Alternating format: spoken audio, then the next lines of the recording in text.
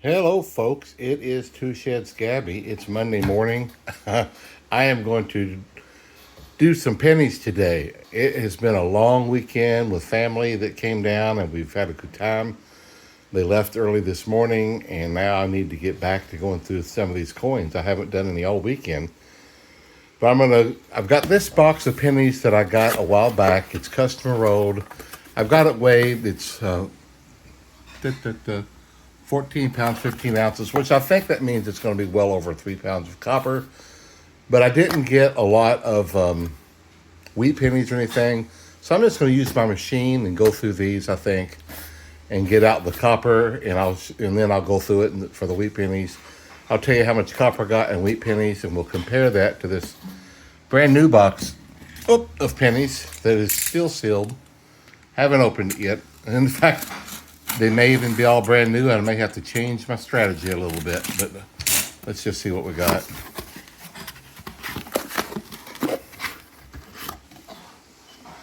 Looks like we got new and used. Mostly newer. That's okay. We'll see if we can get 3 pounds of copper out of this and 10 wheat pennies. That's what I like to find, or more, to make it a good box. And we'll hopefully we'll end up with over 6 pounds of copper anyway. Copper is really high in America. It's getting close to 6 pounds, I think. Pretty crazy. My coinflation does the whole world thing, so it still doesn't show it as being up to 5 pounds. But here locally, if you look up in the U.S., it's like $5.80 a pound or something like that. Really crazy. Anyway, let's see what we find, and hopefully we'll have a little bit of fun. I ran the first roll through, and it seems to be working really well. In fact, it looks like it got, there was as much copper in the first roll as there was the zinc, which that's kind of cool. But I'm a little bit concerned because a few of the boxes had really dirty coins. I got to watch out for that because that'll really clog this machine up. And then I got to take it all apart and clean it out. Hopefully there won't be too much of that. I'll keep an eye out for it as I go. 13 rolls in, and I've already had my first clog up. I found 2 or 3 pretty dirty ones in there. Well, it seems I did the whole row of these, and they're fine. They're good and clean. It's whoever rolled these up, they put dirty coins in there. So I'm going to open these up by hand. Just pour them out in my hand and pull out any that are just really bad, dirty, and then I'll just run the rest through. And I've got about 10 more rows of these, and hopefully I'll be done with that mess. So dirty. After I got through those yucky rolls, it was pretty smooth sailing.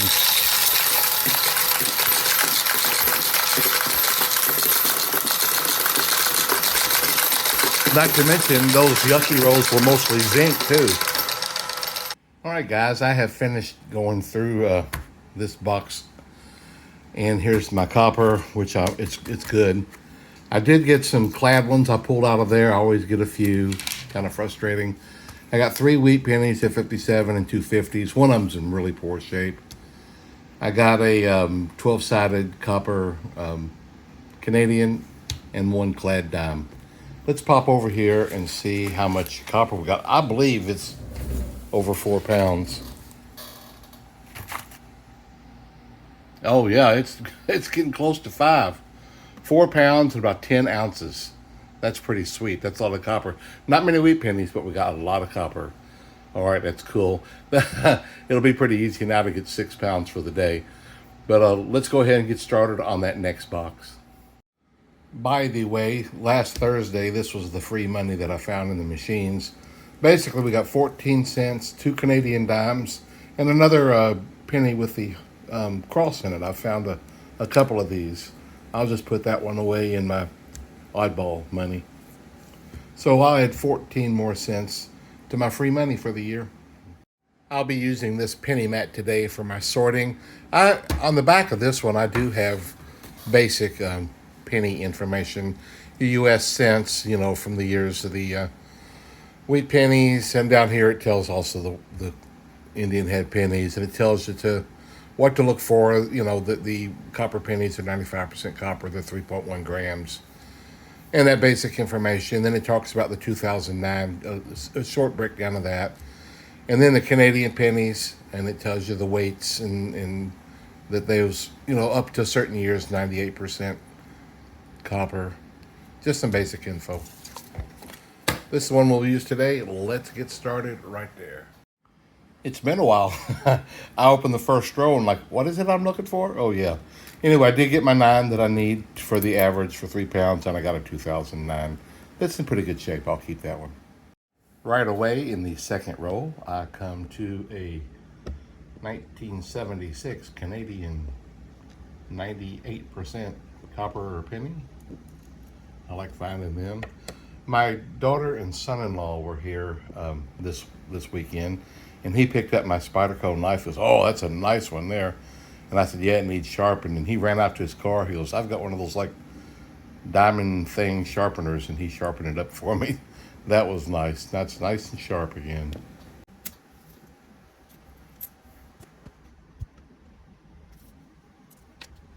What do we get this box?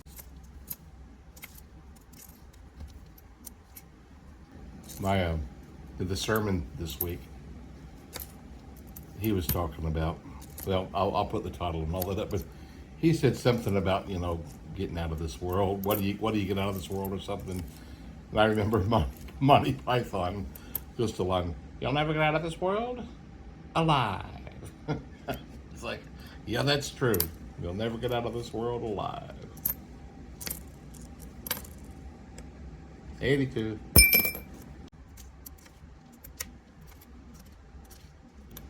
I will stop and check out the 2023s.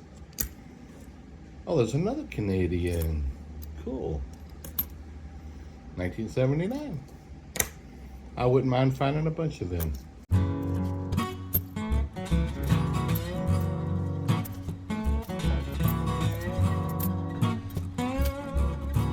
I need to check and see what the pennies are worth, copper value each. With U.S.A, because of the tariffs and stuff, the copper is way over $5 a pound, whereas it's still under, it's just a little bit over $4 a pound, worldwide, I guess, because core inflation still says that they're just under 3 cents each. But if you go by the U.S.A prices, it's well over 3 cents each. I'm in the 5th row. There's some pretty wild toning going on. Nothing super spectacular. I just thought it was pretty neat. In the 8th row, I just came across this 2009, but I don't like this one. It's worn all around the rim. I'm not going to keep that one. So I did look up. The copper, today's price is $5.80 a pound. And if you do the math, there's approximately 145 copper pennies per pound. And that comes to 4 cents each, guys. Not 3 cents, 4 cents each. That's pretty cool. Guys, this is the 10th row. I hadn't found a wheat penny yet, but I just popped this row open, and man, I think my luck has just changed. Check this out. Right at the end of the row. It's an ender. I don't know how I missed it. There it is. Look at that. What year do we have? Oh my goodness, it's a 1909S. Oh, it's a 1909 SVDB. I can't believe it. These things are amazing. They're so hard to find. Oh, that's so funny. A friend of mine brought me this as a birthday gift just last week. And it's 5-ounce copper round, I guess you'd say. It's amazing. It's so cool. I love it. It is so neat. Thank you, buddy. I really appreciate it. I have my first 1909 SVDB right there. How about that? Okay, after 10 rows, I am finding quite a few 2024Ds. I wasn't finding that many of them, and in fact, a friend sent me a few rolls, but they're uncirculated, so I put them away. But I had been selling a 2-roll set of 24P and 24D. I got a big old thing of 24Ps. And so, but they haven't sold lately. So I don't know. It's still mid 2025. I think I'll keep saving the Ds, especially they seem to be coming abundantly in this box. Those are the 2025s. I don't think they're going to be worth anything, but I'm going to just put it aside until the end of the year just to see what happens anyway. I can always redeem them later. No big deal. So what's a handful of rolls, right? 13th row, guys. I finally come to my first U.S. mint wheat penny. 1954 Denver. Finally got one. Wow. I've talked about it before in the past somewhere that I tend to, for 24D, I tend to see faces. Like if I see a wood grain door or something, or maybe in a tree, faces pop out at me. And I was stopped the other day somewhere, I forget where, and I looked up at a tree. It's like, oh, there's a face. And I took a picture of it. And here it is. Tell me if you see it. I saw it just instantly. Here's the tree that I saw the deer in some time back too. I am in the 17th row, guys. I just got back from eating lunch with my wife. And I came across this. It looks familiar, but I don't remember. 1 cent, I guess that says. Oh, that don't look good. What does that say?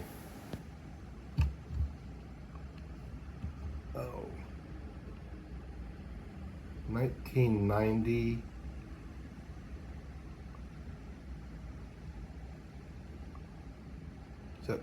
What is that? Bahama. I think it says Bahamas. Yeah, I've had a few of those. I didn't. I'll clean that up. I think I can clean it up a little bit. Oh, my phone is popping around. All right, well, we'll try and clean that one up a bit. I was driving down the road the other day. I guess I was coming back from church services yesterday. And I saw a young lady out in front of a retail business or some type of business. And there's just a little patch of grass out in front by the road. She was cutting it, and it reminded me of a story that my brother told me about. I think I may have told this before, but if I have, it's probably been a long time, and I'll just tell it again. My brother's buddy, they're from Kentucky. He's down in, good old boy down in central Kentucky. And he had worked for this convenience store chain for some years. And he ended up going to work as the manager, the whole store manager for a Sam's Club up in New York City. This was several years ago, quite a few years ago.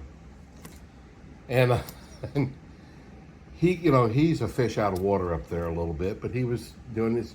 He knows the business, but there's things that he doesn't know. But one day he was at work, and these two gentlemen came in, dressed really nice, and they said, and I hope I can remember this story well. They said, "We want to talk to you about your lawn care."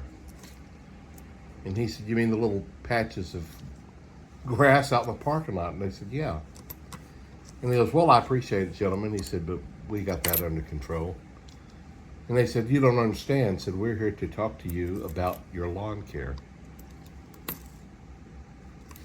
And it seemed odd to him. And he says, I'm not looking for anybody." And they kind of said, "You're not understanding us." And he said, "Would you give me a minute, please?" So he went to another room, and he called the district manager or something like that, and said, "There's two well-dressed gentlemen out here, that want to talk to me about my lawn care. And they said, find out how much they are wanting to get paid for the lawn care and take it. He's like, what? They said, just ask them how much they charge and then accept it. And he started saying something else, and the guy was like, just do it. And so he goes back and he goes, okay, gentlemen, I just talked with the district manager. He said, how much are you going to charge me? They said $1,100 a month. He's like, it's 5 minutes worth of work. So he went back and called the district manager, and the guy said, take it. And he was like dumbfounded. So he went back and took it. And every week, some kid came by and just cut the grass, but this company charged them $1,100 a month. And needless to say, it was some type of mafia or some type of organized organization, and the district manager was well aware of them, and they paid the $1,100 a month. Next roll, I came across this 2009. It's not too bad. I'll keep this one, I guess. Roll it up with the others. We are still, this is the 18th roll, and we still just have one wheat penny. Not doing too great in the wheat penny department today. But you know what they say. You can pick your friends and you can pick your nose. 82. But you can't pick your friend's nose.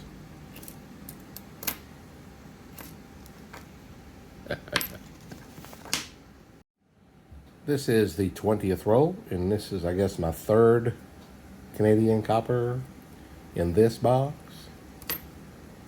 1974. So a couple nights, oh, there's another 2009.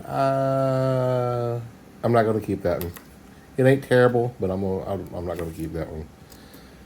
Last week, I guess it was, we came in, we had fasted for 24 hours. We usually go about 42. And we just decided to end the fast, and I made us a bowl of popcorn. The first bowl we had in a few weeks at least. Let me just go ahead and start the next row. All right, here's the 21st row. And like I said, I had just made us this pot of 82, big bowl of popcorn. First we'd had in a little while, and in the past, I've had people tell me, say, man, you make the best popcorn. And thank you. But anyway, one reason was because when I married my wife, she had this great big thick pot, and here's a picture of it. And that has become our official popcorn pot because it's good and thick. And so you don't burn things up easily. And I put coconut oil and bacon grease in the pan. Turn it on as high as you can get, the stovetop. And then I put in 3 kernels of popcorn. And I wait for those 3 kernels to pop, and then I know it's the perfect temperature. And so then I put in all the popcorn that I'm going to cook. And I'll cook it till it's most of the way popped. And I'll shake it several times. And usually this pot, I put in enough popcorn that it fills up probably 1 1/2 to 1 3/4 times. So I have to pour some of it out, then I shake it real good. You need to shake the pot really good a few times to make sure that any kernels that might have got popped up inside in the popped popcorn gets back down to the bottom. And then after I do that, then I turn the heat down because you have to let it sit a little bit to get those last kernels to pop. And so almost every kernel pops the way I do it. And then I take a stick or more of 100% grass-fed beef butter, never anything besides butter. It's okay to just use regular butter as long as it's butter, not margarine, ever. And then I put a whole stick of that in there. If it's a really, really big pot of popcorn, I'll put more than that in. But it wasn't massive the other night, so I just put the one stick in. And then I put a Himalayan salt on it. And then I just, 82, and just sprinkle just a little bit of Lawry's salt in there with it. Not much, just a little. And then I shake it all up really, really good to make sure the butter and salt gets spread out evenly. Oh my goodness. We enjoyed that pile of popcorn so much. Second to the end of the 23rd row, I find another 2009 D. I'll keep that one. That one's pretty good. It's not fantastic, but it's okay. We'll keep it. 24th row, and here is wheat penny number 2. At this rate, we're going to get like 4. 1951 Denver, wheat penny number 2. I do like the design. My daughter and I were just chatting a little bit about water. I don't remember why the subject came up, but she understands that the earth started with so much water, and that's how much water we still have. You know, you hear them talk on the news, don't waste the water. It's like, where's it going to go? It's just going to go out and get recycled, you know? Unless we lost a few gallons of water in space to the astronauts, we got the same amount of water that the earth started with when God created it. But here's the fascinating part. You're going to love this. The average human, the average lifespan I looked up for the whole earth is 72. And the average human pees approximately 10,000 gallons in his lifetime. How about that? Approximately, give or take, right? Some people pee more than others. And right now, there's 7+ billion people on the earth. And so just in this cycle of time, with the humans that are on the earth now, if they all live to be 72, that's 70 trillion gallons of pee. Now go back and think of the last generation, 82, and then the one before that, and then the one, and you go all the way back to the very beginning. Obviously, you know, when I was a kid, I think there was 4 billion people on the earth. So it was less and less people, but we got a lot of generations we're talking about. Then you go back to the flood, and then all the people that was before the flood. And so there's a pretty good chance that every glass of water that you drink was once both royalty pee and once both slave pee. What do you think about that? and kings and queens have to grapple with the fact that every time they took a glass of water, it was probably slaves pee at one time before it recycled through the earth. Here is another wheat penny. Do you guys know where we are? This is the first row in the second half of the box. We have gone beyond the first half and into the second half. That was Wheatie number 3. Did I ever tell you guys this story? I may have. You know, I'm getting to that age. I'm 65 now, so I have excuses. But I was still living in North Carolina quite a few years ago now. And I was selling monitors to a company. Oh, looky there. 2 in 1 row. How about that? Another 1946. This one's got a little green going on the side of the head. Anyway, I was delivering in my own, I had a little 10-foot box truck, and I was delivering a load of monitors from where I lived in North Carolina to Chattanooga, Tennessee. And I had my buddy with me, my partner. He would go to shows with me, work shows with me. This one was not a show. We were just making a delivery. And he was asleep, and I was cruising along. The box truck didn't have a radio, so I had a headphone in one ear so I could kind of hear, but it was in my left ear. And I was driving. And I'm just cruising along, not thinking a thing. And I noticed the front end of a car just kind of staying right with me. And so I don't know how long it was, I finally looked over, and there was an entire family in this car driving next to me, and they were all screaming and hollering and pointing at the back of my truck. And I hadn't, I was just cruising, not thinking nothing. I looked in my rearview mirror on the side mirror, and I could see sparks shooting out of the back of my truck like 20 feet. I mean, they were massive. And so I pulled over real fast. My stinking gas tank, I had just filled it up, had dropped.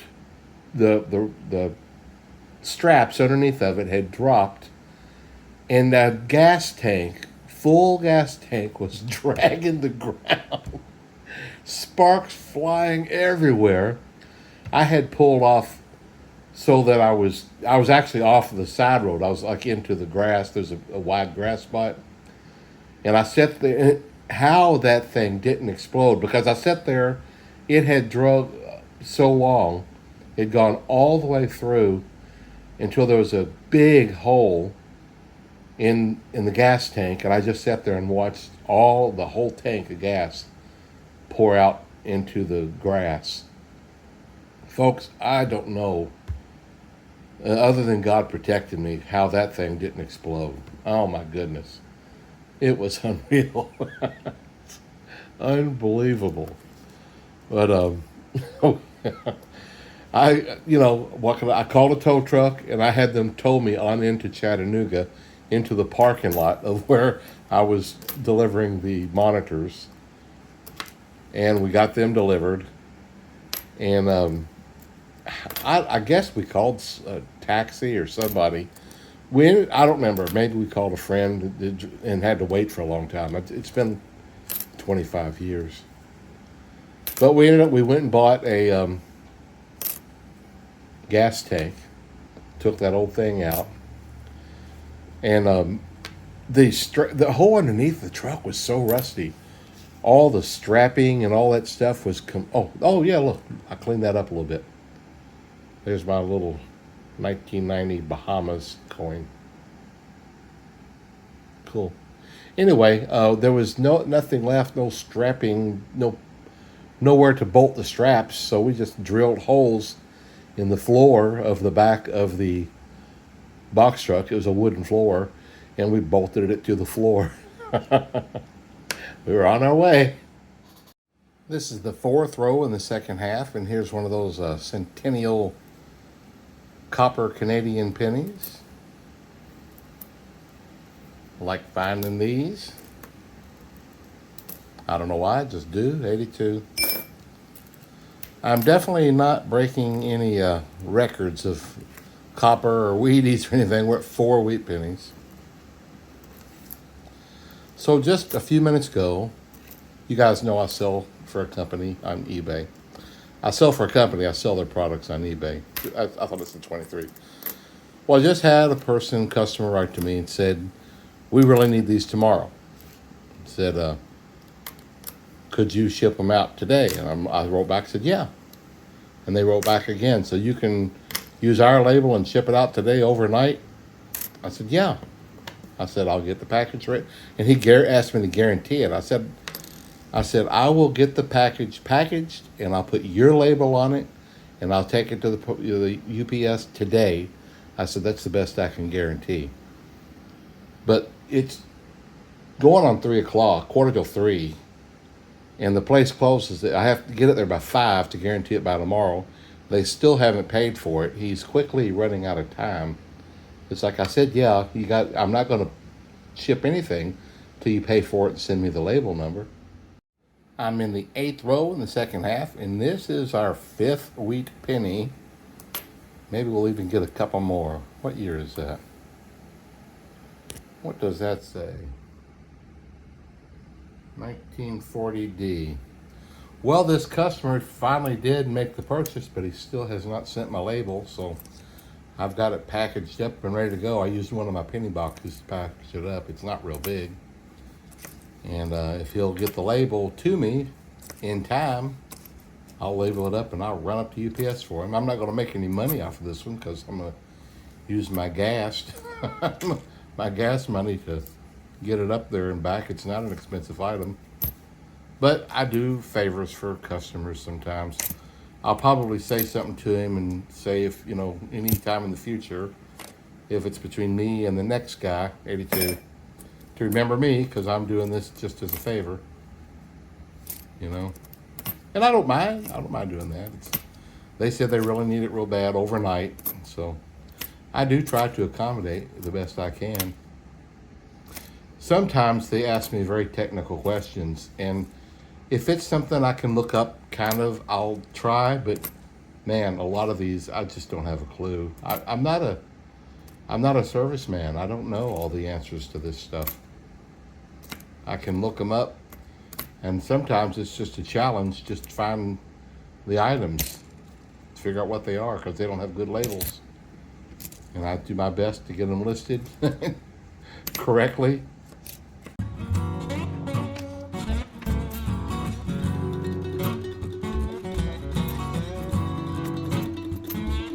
I tell you guys, I'm thinking I may not get 3 pounds, 82. I do get a few rolls that's 12 or 14, but then I get a lot of them that's 4 or 5. So I say that almost all the time, but we'll find out at the end. I'm in the 12th row in the second half of this box. Here's wheat penny number 6. It's getting almost respectable there, ain't it? 2023. So I finally found that first extra V. You guys think I'll ever find another one? I don't know. I got this box packaged. I'm just sitting here waiting for a label. They haven't sent it yet. 3:15. The UPS is like only 15 or 20 minutes away, but I would like to get it done sooner than later. If they wait, it's already getting into the high traffic time, which is annoying. But the later they wait, the worse it gets. And it takes me a minute to get it printed, and labeled up. These people. This is Monday night. This is our Bible study night with my brother. He comes in around 6. We have dinner, have a Bible study, then hang out for a while and have a good time for a little bit. I enjoy our Mondays. 82.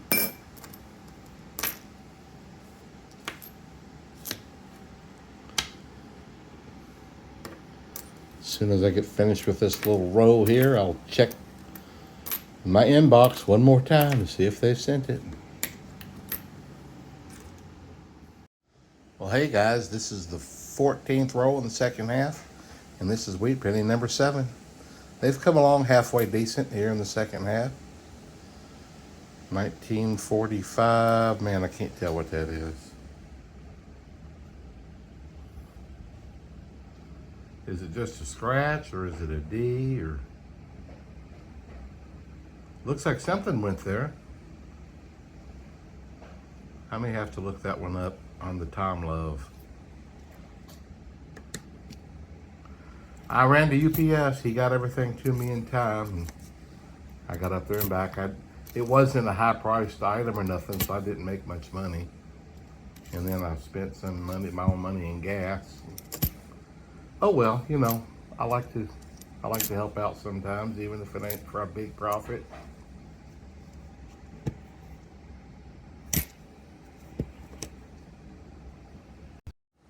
Well, I'm in the 16th row in the second half.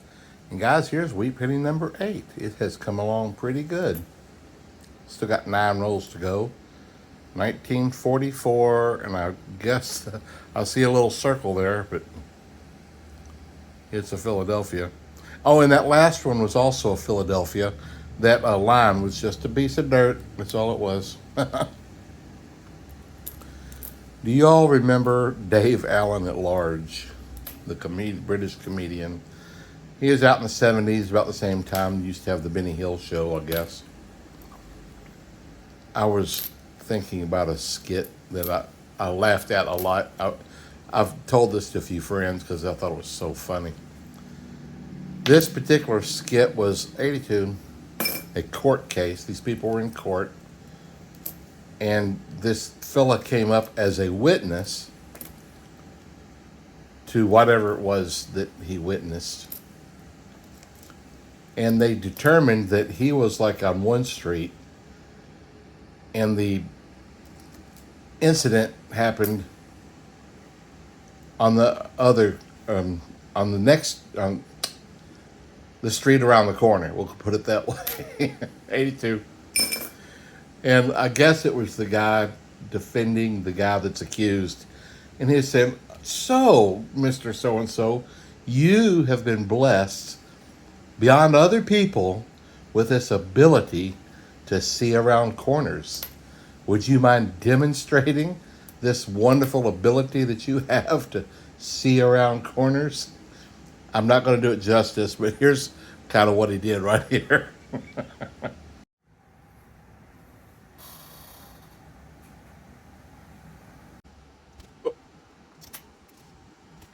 I keep thumping my telephone.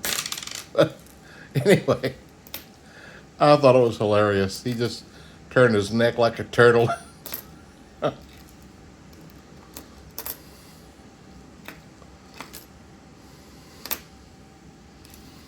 You can see around corners. What we have here, people, is number 9. Number 9. Can you believe I got to number 9? 1 row to go. This is the second to the last row. And I actually got 9 wheat pennies after 2 in the first half. Pretty cool. Yeah, these bugs just keep hitting my window. It's pretty. They're the big fat guys. I don't know what they're called, but when you're driving down the road, sometimes they'll smack your window.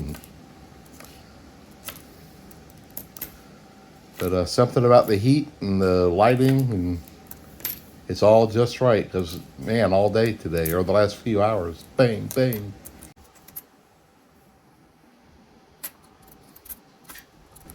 And we are almost done. We'll get 1 more row. Then we'll, oh, that was a 23. Then we'll weigh our copper and see how close we got. Just 3 little dots there. I can't believe it. Look at last row, and here's number 10. Double digits, we got our 10. I don't know about the 3 pounds of copper yet, but we got our 10 wheat pennies. I cannot believe that. That's pretty cool. I was so happy to get the 9. I didn't expect to get that.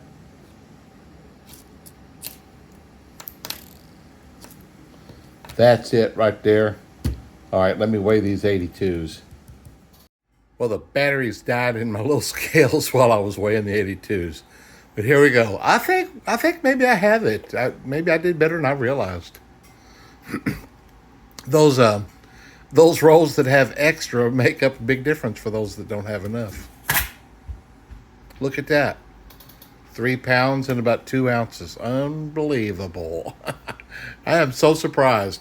I really didn't think I had it this time. But there was enough of the big rolls that I did. That's really cool. 2024 Ds and some 2025s. Pretty cool. Yeah, I'm pretty excited. So we got way over 6 pounds of copper today. That's neato.